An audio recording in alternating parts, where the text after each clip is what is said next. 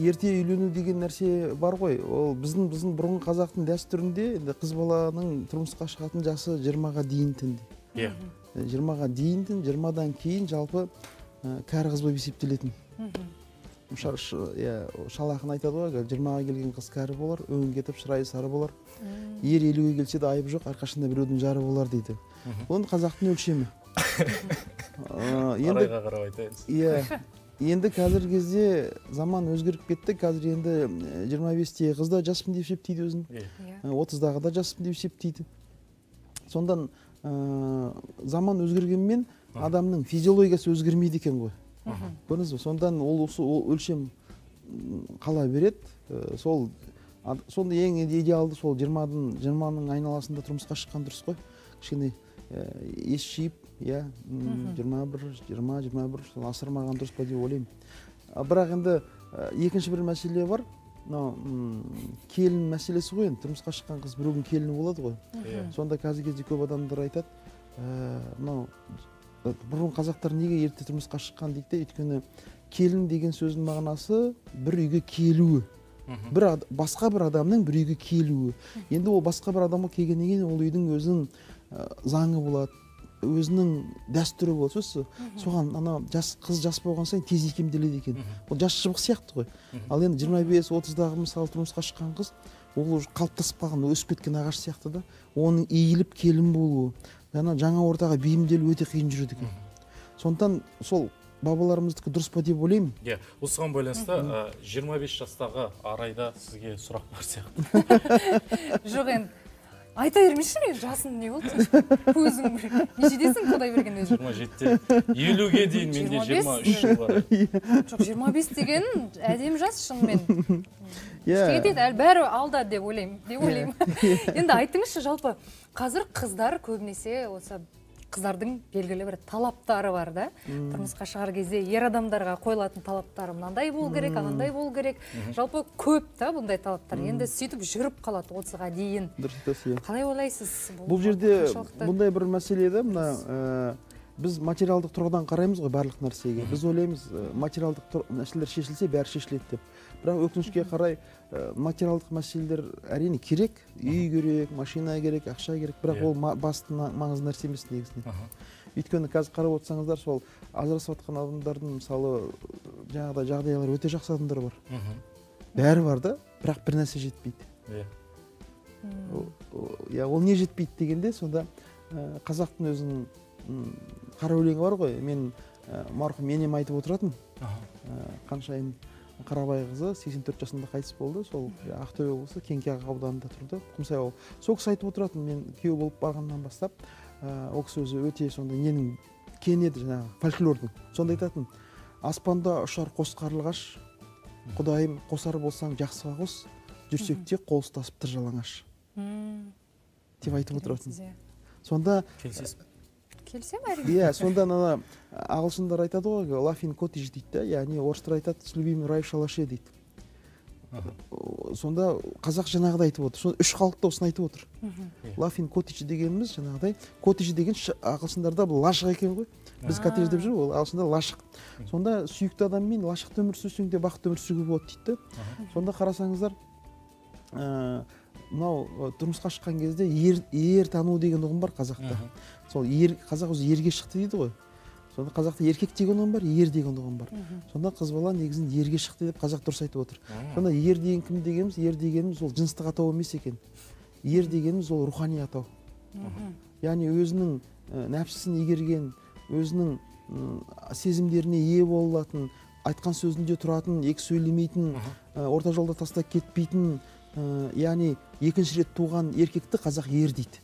Еркекті ғана емес, әйел баласында қазақ ер дейді. Мысалы, өтірік сөйлемейтін, сөзінде тұратын әйелді қазақ ермезді әйел дейді. Қарапайымдылық дегеніміз, бұл скромность қой.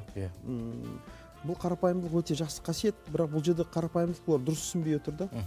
Мысалы, адам өзінің нәпсісін тыйған кезде ол қарапайым болады. Нәпсісін тыйған кезде. Ал қарапайым емес адам ол өзімшіл эгоист болады. Кеудесін ұрып тұратын қарапайымдылық. Ал бұл жерде қарапайымдылықтың ар жағында, жаңағы сіздердің жігіттеріңіздің ар жағында не жасырынып жатыр ғой жаңағыдай масылдық психология. Масыл дейді ғой, мысалы абай айтады ғой әлгі неде құрым асыл дейді. Сонда қарасаңыздар, бұл кісілер ана нені шатастырып отыр. Өзі жігіт үш түрлі болады дейді ғой. Шалағын айтады, бір жігіт бар дейді, құр жан дейді. Кеудесінде жаны бар, түк бітірмейді дейді. Ол сіздің жаңағы жігіттеріңіз ол құр жандар. Ондай жігітке қыз түгілі, мысалы кемпірді шықпайды. Ол не керек ондай? Ол қыз тұрмысқа не үшін шығады мысалы? Маған қорған болсын деп жаңағыдай, арқа сүйерім деп шығады. Сондан ол жігіттер ол қарапайымдылық деген терминнің ар жағына жасыруының қажеті жоқ. Қарапайымдық ол емес. Екінші жігіт бар дейді, олар енді тірі жан дейді. Тірі жан дейтін жігіт дейді, тапқан дейді, киіммен асқа сатар, жақын көрген жоласын жатқа сатар. Шоңқима етік, қызыл белбеу, үкі тағып көрінген тіс қаққылар дейді. Үшінші жігіт бар, жігіт жан дейді. Жігіт жан дейтін жігіт бір сырлы, сегіз қырлы болады дейді. Сонда жігіт деген сөз адамның жанына қатысты айтылатын сөз екен ғой. Яғни жігіт жан дегеніміз жаны жетілген жігіт, жан адам. Сонда жігіт болып қапты дейді. Мысалы бізде әйел баласына да, мысалы 3-4 жасар әйел баласына да қазақ қыз болып қапты демейді, ол ұят болады да. Егер қыз болып қалса оны ұзату керек қой. Қазақ жігіт болып қапты ғой дейді. Қазақ ұлға да қызға да жігіт деп сөйлейді. Сонда жігіттік дегеніміз ол біздің ойлап жүргеніміздей жаңағыдай кері әсер, жаңағыдай жігіттік жасады деген жаңағы зина жасап, өз басына ие болмай жүрген адам ол жігіттік емес. Жігіттік дегеніміз кемелденген, жаңағыдай кемеліне келген жанның харекеттері. Мәрттік, сөзінде тұру жігіттік сөз бе? Жаңағыдай жауапкершілікті мойнына ала білу.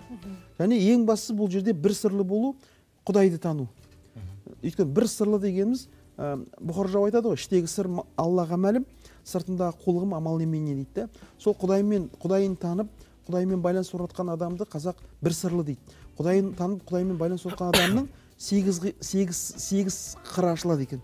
Неге? Өйткені сен әлемді жаратушыны таңдағаннан кейін сол дүниенің төрт құбыласы ғана емес, сегіз қыр шартараптың сыры сенің алдына ашылады да, адамның қабілеті шексіз ашылады.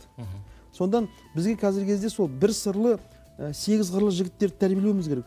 Сондан қазіргі кездегі көп адамдарда, мысалы, көп адамдардың санасында неге тұрмысқа шықпай жүр деп сұрап жатсыздар ғой. Көп адамдардың санасында, сіз қыздардың санасында, жігіттердің де санасында үйлену актуальды емес. Сөз бе?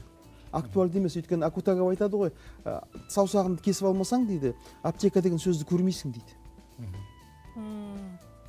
Ал оның неге десеңіздер, өйткені біздің жаңағы қыздарымызда, ұлдарымызда дұрыс тәрбие алмаған. Неге? Өйткені олардың ата-аналары жастайынан олардың санасына Құдайдың бұйрығы деген ұғымды сіңірмегенде. Біз ата-ананың бұйрығын, бастықтың бұйрығын білеміз, бірақ Құдайдың бұйрығы деген бар. Құдайдың бұйрығы қандай? Құдай тағала айтады Құранда, өсіңдер, өніңдер дейді. Сөз бе? Сонда біздің ауылда мысалы айтатын бір кісінің қызы тұрмысқа шықса, Құдайдың бұйрығымен дейді. Сөз бе? Құдайдың бұйрығы қызы тұрмысқа шығып жатыр. Құдайдың бұйрығы ол үйленіп жатыр. Сондан Құдайды танымаған адам ол өмірде бақытсыз болып қалады. Және Құдай тағаланың эпитеті Раббы ғой, Раббы. Кезінде біздің әлі рухымыздан сұраған ғой, әлі адамзат жаратылмай тұрып. Мә Раббука, яғни Раббың кім деп сұрағанда, біздің адамзаттың рухы қалу бәлә деп айтты, яғни рухым сенсің, Раббым сенсің. Сонда тәрбиешім сенсің. Сонда тәрбие деген сөз, ол Раббы деген сөзбен тікелей байланысты. Құдайын таныған адам өзін таниды, өзін таныған адам Құдайын таниды. Ол адам тәрбиелі болады. Сондан қазіргі кездегі біз тәрбиелі деген кезде құрғақ мораль айту емес, бұл да тәрбиелі Раббысын таныған адам. Ал Құдай тағала бізді белгілі бір программамен жаратқан. Өссін, өнсін деп, бақытты болсын деп. Мысалы, тең-теңмен, тезек қабымен дейді қазақ, мысалы, Мысалы, мен айттым жаңағы, ер деген ол рухани атау, ол жыныстық атау емес. Ол еркек, ұрғашы, ол жыныстық атаулар. Сондықтан екі рет адамдар өзі өмірге екі рет дүниеге келеді. Бір рет анасын жатырынан жарып шығады.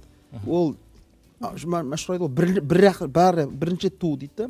Ол адам дейді, егер бір рет туғанымен қалып қойса, ол жабайы жүректі дейді, тар ауданды жабайы адам болып өмірден өтеді дейді. Бір рет туғандар. Енді екінші рет туған дегенде ол нәпсі шайтанның арасын бұзып рухани дүниеге келеді дейді. Соны ер дейді қазақ.